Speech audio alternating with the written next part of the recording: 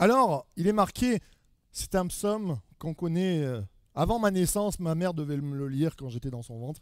Oh, qu'il est agréable, qu'il est doux pour des frères de demeurer ensemble. C'est comme l'huile précieuse versée sur la tête qui descend sur la barbe, pardon, sur la barbe d'Aaron et sur le col de ses vêtements. C'est comme la rosée de l'Hermon qui descend sur les hauteurs de Sion. En effet, c'est là que l'Éternel envoie sa bénédiction, la vie pour l'éternité. Amen et Amen. Vous pouvez prendre place. À force de connaître des... Alors peut-être c'est la première fois que tu viens, toi tu ne le connais pas, mais à force de nous connaissons ces versets par cœur. C'est rare qu'on connaisse des versets par cœur comme, je ne sais pas, repens-toi, il faut mourir à soi-même. Ça, on ne les encadre pas chez nous, mais ah, qu'il est bon pour des frères. Là où deux ou trois sont unis, je suis au milieu d'eux. On les connaît un peu par cœur, mais quelquefois ça passe un peu comme de l'eau sur les plumes d'un canard. Et alors, j'ai eu la chance, avec mon épouse, nous avons étudié l'hébreu en Israël. On est resté 3 ans en Israël. Et quelquefois, sur des textes comme ça, alors en grec, je ne suis pas très bon, mais en hébreu, j'essaye de travailler. Je retravaille le texte. Et je voulais retravailler pour qu'il soit un peu plus proche de nous. Et quelquefois, un peu surprenant aussi. Quelquefois, il y avait des expressions, j'ai essayé de faire du mot à mot. C'est un peu moins lisible, mais ça nous amène dans quelques autres directions. Alors... je vais vous le lire si vous le voyez. Voici, oh que c'est bon. Parce qu'on a l'habitude de dire, voici qu'il est bon. Mais quand je vois mes parents arriver chez moi, je ne vois pas, oh qu'il est bon, maman, que tu sois ici.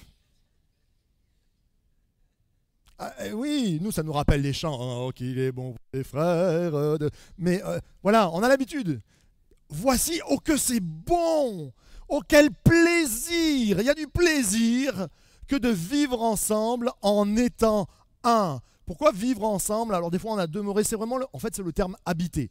Nous on est une église, on n'habite pas encore ensemble, certains disent heureusement, mais on est appelé à vivre ensemble, à être ensemble, à faire des actions, à vivre ensemble en étant un. C'est vraiment le mot un, c'est le mot un mais composé. Ouh là là, où je vais. En hébreu, il y a plusieurs mots pour dire un. Il y a le un unique, un caillou, c'est qu'un caillou. Mais tu prends un œuf, tu es d'accord avec moi que dans l'œuf, il peut y avoir la coquille, il peut y avoir du blanc, du jaune, et même il peut y avoir un poussin à l'intérieur. D'accord? Eh bien, le un composé qu'il nous a dit, c'est là. Vivre ensemble en étant un. On est multiple et en même temps, on est appelé à faire un, à être un composé. C'est comme l'huile, la bonne. C'est vraiment le terme, c'est atov, la bonne, la vraie. On ne te ment pas. La bonne huile descendant de la tête sur la barbe d'Aaron. Ça, alors Aaron, qui c'est celui-là? C'était le premier des grands sacrificateurs qui a utilisé l'huile et sur laquelle, ah oui, avec le micro-casque, quand tu bois à la bouteille, c'est assez terrible. Vous avez tous les, on dirait comment on appelle ouais. Vous savez les jeunes. La barbe d'Aaron, descendant de la... Alors ça c'est intéressant. Descendant, nous avons dans les traductions jusqu'au bord de ses vêtements. Mais là le mot à mot, j'ai voulu vous mettre mot à mot parce que c'est rare dans la parole que le mot bouche, et là c'est vraiment le mot bouche, soit utilisé pour les vêtements. On l'utilise pour un puits par exemple, on dit la bouche du puits, l'ouverture du puits. Mais pour le vêtement, non. Et bon, c'est une traduction qui se comprend jusqu'au bord de ses vêtements, parce que le dernier mot, là, je ne l'ai pas traduit par vêtement, c'est midab. Ce mot-là, c'est plutôt la taille, la mesure. Quand vous avez un tapis, vous dites la mesure du tapis, la taille de la pièce, par exemple. Et j'ai essayé de traduire autrement en disant elle descend, cette huile, de la barbe d'Aaron, descendant de sa bouche, de la bouche, sur toute sa personne, sur toute sa taille, sur tout le long. Et je trouve que c'était intéressant. Parce que je crois que quand ils étaient loin, l'huile commençait à couler sur la barbe, et la barbe commence par la moustache, et ça touchait la bouche. Et ça après descendait sur toute la personne. Et je crois que c'est ce que Dieu veut faire ce matin avec nous. C'est qu'il loin notre front, ça coule sur la barbe. Heureusement, mesdames, ça va, vous n'en avez pas. Mais, et ça va toucher notre bouche. Et la bouche, c'est important. dans l'unité. On va en reparler tout à l'heure. Ah, qu'il est bon.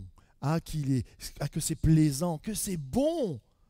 Mais il faut que ça touche ma bouche et que ça envahisse toute ma personne. Ce matin, il y a une parole qui a été donnée. Ouvre ta bouche, je la remplirai. On dit tellement de choses avec notre bouche. Et je crois que cette traduction, qui est la mienne, eh bien, l'huile veut couler sur notre personne, mais elle veut couler aussi sur notre bouche pour pouvoir être bénissante sur toute notre personne et sur les autres qui nous entourent. C'est comme la brume. Alors, dans votre version, vous avez, c'est comme la... Oh là, il y en a qui baillent déjà, tu t'es couché trop tard. C'est comme la rosée, ouais, vous vous en rappelez. C'est comme la rosée. Alors, c'est le même terme. C'est comme la rosée ou comme la brume, mais en fait, là, on parle de l'Hermon. Qui a déjà vu l'Hermon? Vous êtes déjà allé en Israël? Il faut y aller. Et mon frère, il faut que tu fasses un voyage en Israël. C'est très intéressant. Hermon, c'est la plus grande des montagnes d'Israël. Elle n'est pas très grande par rapport à nos montagnes, mais elle fait 2300 mètres environ. Et vous avez de la neige. Et quand vous avez des montagnes enneigées, on le sait, nous ici, quand les montagnes sont enneigées, on ne dit pas il y a la rosée qui descend. Souvent, on ne voit pas la tête des montagnes. Il y a une sorte de brume qui descend. Et ça peut nous rappeler, quand on y pense, cette montagne, comme si Dieu était la montagne. Il y a quelque chose qui vient descendre. Il y a quelque chose de mystérieux. On ne comprend pas tout, on ne voit pas tout, mais il y a cette humidité qui va descendre. Et cette humidité, comme la brume descend de l'Hermon, descendant sur les monts. Alors normalement, vous avez sur la montagne de Sion, ou sur les monts de Sion. Et Sion, la traduction mot à mot, ça veut dire la desséchée, la vallée desséchée. Et c'est intéressant de voir comme la brume ou la rosée qui descend de la montagne divine, qui vient sur les monts desséchés. C'est ce que Dieu veut faire. Peut-être que ce matin, tu te sens totalement desséché. Peut-être que tu commences cette année en te disant 2023, déjà 2022, c'était pas top, mais alors 2023, j'ai déjà plus de jus. Bien, le Seigneur veut dire, attends, moi j'ai prévu dans mes brumes, dans ce que tu ne comprends pas, dans le mystère divin. Quand tu lèves, tu ne vois pas toute la montagne, tu comprends à peine, mais Dieu veut te bénir ce matin. J'aimerais entendre un grand amen quand même à ceux qui le croient. Tu peux même applaudir le Seigneur parce qu'il va le faire ce matin.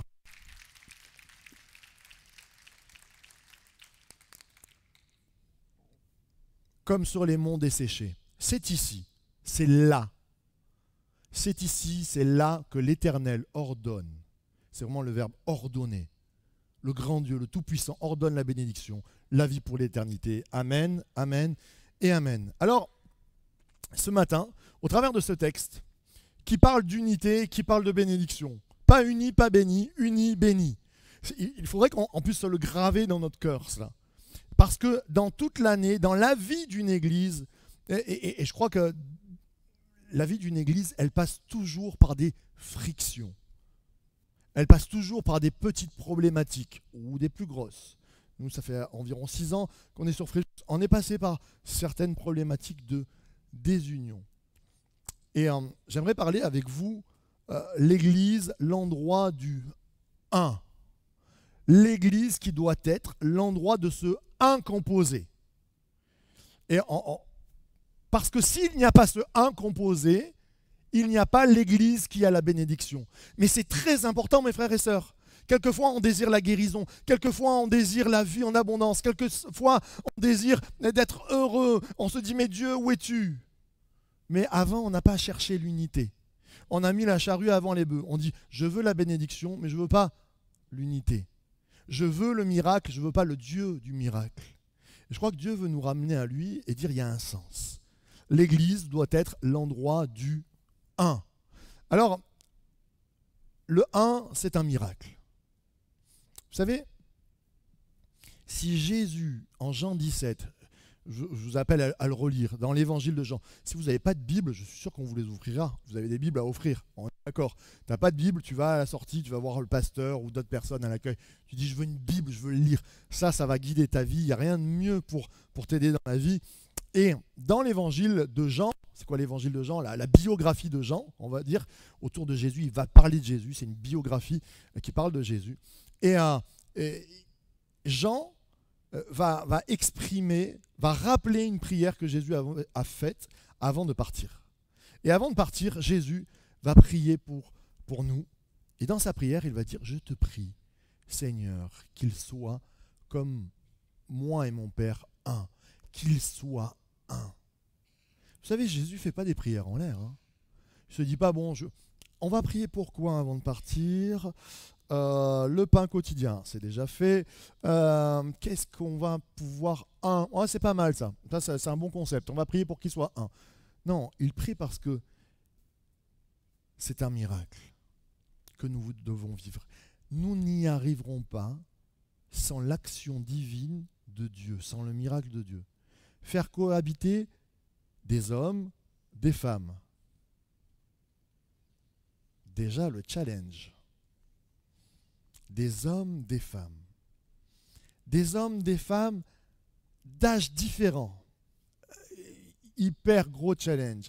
De cultures différentes. C'est une impossibilité. C'est une impossibilité. Parce qu'on a toujours raison. Moi, ma culture, elle a raison. Toi, ta culture, elle n'a pas compris ça. Moi, à mon âge, j'ai l'expérience. Toi, tu n'as pas l'expérience. Moi, à mon âge, j'ai la fraîcheur. Toi, tu es décrépit. Moi, je suis un homme, je suis plus fort que toi. Toi, tu es une femme. Ah oui, voilà. Et moi, je suis pasteur. Et toutes ces choses nous amènent à être désunis. Vous savez, le plus grand problème en 2000 ans d'histoire de l'Église, c'est la division. Ce n'est pas la recherche de sa présence, on arrive toujours à rechercher sa présence. Et nous sommes des pentecôtistes, on croit à l'action de Dieu, on croit au Saint-Esprit. Et aimer Dieu, ça n'a jamais été un problème pour ceux qui s'attachent à Dieu. Mais souvent, on est un peu des Indiana Jones, tu sais. On recherche Dieu, on est seul, mais on a oublié qu'il y avait un deuxième commandement qui était « aime ton Dieu, oui, mais aime ton prochain ». Et la division a frappé, on a eu des guerres de religion entre chrétiens quand même. Si vous connaissez un petit peu l'histoire, c'est pas une petite guéguerre. Hein. On s'est divisé, on s'est tué. Pas uni, pas béni. Je relisais l'histoire parce que je faisais des études entre le calvinisme et les arminianistes. Ouh là là, Arminius et Calvin, ils se sont un peu frités, on va dire, sur le salut. Calvin, en gros, il va dire le salut, il ne peut pas se perdre. On a été élu, c'est l'élection. Je vous le fais rapide. Hein. On a été élu ou on n'a pas été élu. Si tu es élu, tu ne peux pas perdre ton salut. Arminius, il dit c'est un peu facile quand même. Il y a des versets, travaillez à votre salut, et ils se sont déchirés. Quand Arminius est mort, le bras droit d'Arminius, toute l'équipe de Calvin était tellement pas d'accord qu'ils l'ont fait assassiner. Alors, c'est de l'histoire. C'était des gars qui allaient à l'église tous les jours, enfin oui, presque tous les jours, qui priaient, qui recherchaient Dieu, qui croyaient faire la volonté de Dieu. T'es pas d'accord avec moi? Quick. C'est quand même tragique. Quelquefois dans nos églises, alors on n'a plus le droit de tuer, on n'est pas à la même époque. Mais quelquefois on a des langues, comme je disais, qui sont des tueuses. Et quelquefois, on a tué des générations. C'est tragique. On a fait du mal. Et tout cela nous amène à nous dire, il nous faut un miracle. Je commence mon point en disant, l'Église, l'endroit où il faut être un, il nous faut un miracle. Et ce miracle, il passe par la présence de l'Esprit au milieu de nous. Il passe par la repentance, on va le voir ensemble, mais il passe par Dieu. S'il n'y a pas Dieu au milieu de nous, on n'aura pas l'unité. C'est Jésus qui fait l'unité. C'est lui qui est mort à la croix pour nous. En même temps, mon deuxième point, c'est un est une mort. Oh là là, ça commence. C'est très positif ce matin. L'Église, l'endroit du un est une mort. Et oui, il y a une mort à un moment donné. Parce que s'il y en a deux et qu'il n'y en a plus qu'un, c'est qu'on en a tué un sur la route, quoi. De deux pour passer à un. Alors, vous savez, la parole de Dieu, elle nous parle de ce verset dont je vous citais, que personne n'a jamais encadré. Même dans les versets du top chrétien qui sortent tous les jours, qui t'encouragent, oui, tu es fort, oui, tu es puissant, ton Dieu t'ordonne d'être puissant, ton Dieu te dit, meurs à toi-même. Non, ça, c'est jamais là. Et pourtant, nous sommes appelés à mourir à nous-mêmes. Depuis combien de temps tu n'as pas dit à Dieu, Seigneur, je te prie, je veux mourir à moi-même? Est-ce que tu as déjà fait cette prière même? C'est intéressant. Hein? Pourtant, c'est Jésus qui dit, si le grain de blé ne meurt pas, il ne va pas donner du fruit. Donc aujourd'hui, dans ta prière, peut-être quand tu rentreras chez toi, ce sera la première fois de ta vie, tu diras Seigneur, je veux mourir à moi-même. C'est pas, alors pour ceux qui nous écoutent, quand on est en vidéo, c'est pas un suicide collectif que je suis en train de du tout. Qu'est-ce que la mort à soi-même? Exactement ce que je disais, c'est que je comprends que je suis pécheur, que j'ai été pécheur, que je ne suis pas parfait, qu'un jour peut-être j'ai laissé le gobelet, qu'un jour peut-être j'ai fait des mauvaises actions. Vous savez, le texte nous dit, voici, ok il est bon, c'est comme l'huile qui coule sur la barbe de qui? Vous vous rappelez? Aaron. Pourquoi ils n'ont pas pris Moïse? Moïse aussi, il a été loin. Pourquoi ils n'ont pas pris un autre? Ils ont pris Aaron. Intéressant, Aaron, le grand sacrificateur, le grand prêtre et le grand traître. Parce que Aaron, quand même, c'est celui, quand Moïse s'en va, 1 jour, 2 jours, 3 jours, 4 jours, 5 jours, 6 jours, le peuple. Ça fait un peu longtemps qu'il est parti Moïse quand même. Tu veux pas nous faire un nouveau truc, Aaron? Mais Aaron, il dit pas, attendons quand même, c'est pas bien, on est loyal, on est derrière Moïse, et il nous a sortis avec Dieu du pays d'Égypte. Non, de suite, il dit, amenez-moi de l'or, je vais vous faire un veau d'or, on va vous faire un Dieu qui marche devant nous, allez, on le fait ensemble. Mais c'est quoi ton histoire? En moins de 40 jours, il a tourné les talons. Le grand prêtre, le grand sacrificateur, le grand traître. Ça nous rappelle qu'un jour ou l'autre, dans l'Église, même dans nos vies de chrétiens, un jour on se rate. Un jour on passe à côté. Un jour on fait du mal. Par les pasteurs. Un jour on est un traître. On n'ose pas. On est lâche. On est injuste. Et Dieu permet qu'Aaron puisse recevoir encore l'huile. Et je crois ce matin, peut-être qu'il y a une culpabilité, peut-être qu'il y a des choses qui sont passées dans nos vies, on a fait des...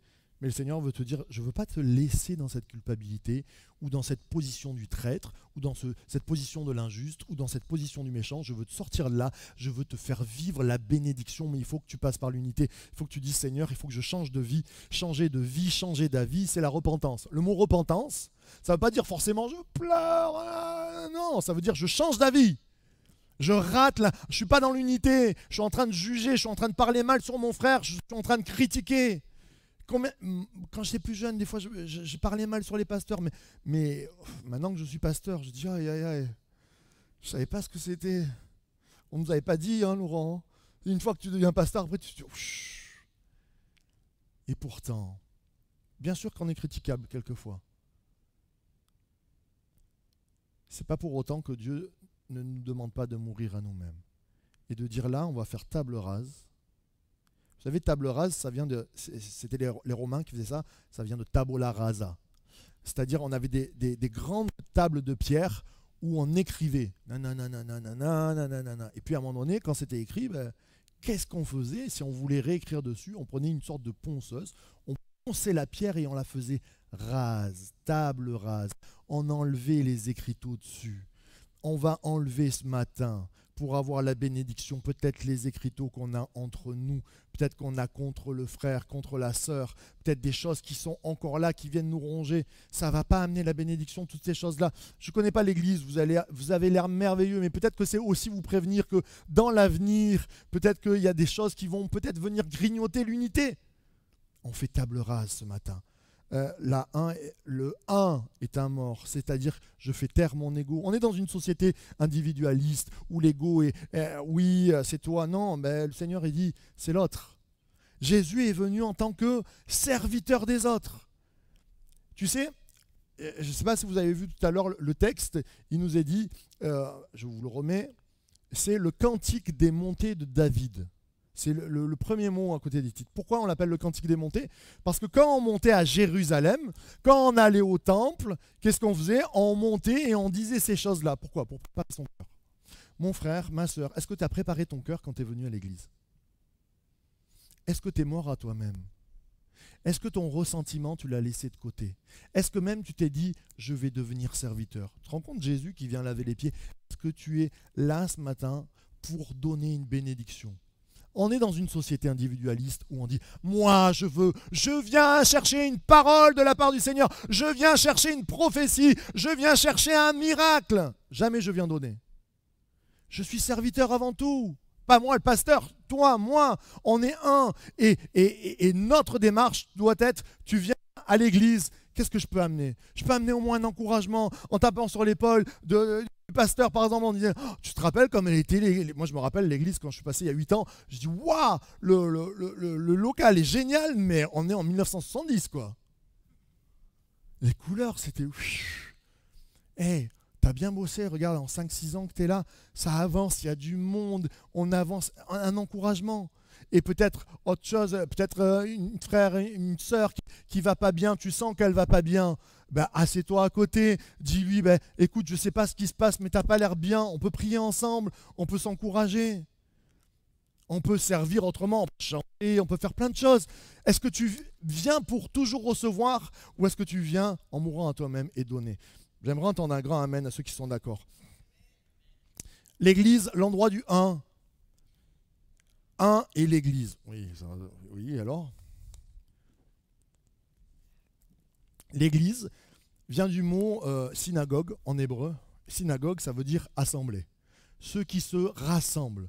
Quand on est un, on est dans le vivre ensemble. L'église, c'est le rassemblement. Alors, je sais qu'on fait des vidéos, il y a des personnes qui sont derrière la vidéo, ils ne peuvent pas venir. Mais s'ils ont la volonté de ne pas venir, ça, c'est différent. Mais être un croyant, c'est pas être un croyant seul chez soi, en étant... Alors maintenant, on a fait des vidéos et nous, on en fait aussi, tout ça. Mais c'est pas l'excuse pour rester chez toi, parce que ça, c'est facile de dire... Ah, moi, je reste chez moi, je ne confronte pas, j'ai plus de problème. Depuis que oh là là, je croise plus le regard du pasteur, il n'y a plus le panier de la dîme qui passe. Oh, je suis très bien. Sauf que un chrétien, c'est pas un chrétien seul. Ça s'appelle pas un chrétien, ça s'appelle ce que tu veux. Mais un chrétien, c'est appelé à faire un. J'ai appelé un peuple, j'ai appelé des générations à venir, à se réunir ensemble. C'est ça un chrétien. Là où un tout seul se rassemble avec lui-même, je suis au milieu de lui. Non, c'est pas ça. Hein. Là où 2 ou 3 sont assemblés. D'ailleurs, Jésus va changer la règle. Hein.